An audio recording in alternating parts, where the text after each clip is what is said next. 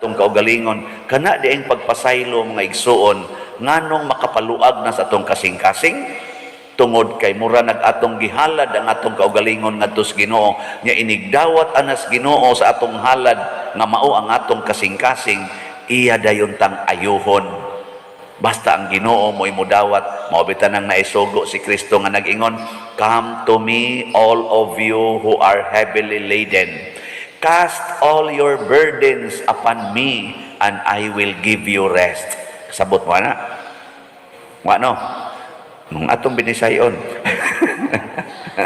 duol kamo kanako kamong tanan nga gibug-atan o gikapuyan sa inyong mga gipas-an, ihatag nga ri kanako ang inyong tanan nga mga gipas-an, ihatag nga rin ako kay ako mong tagaan og kalinaw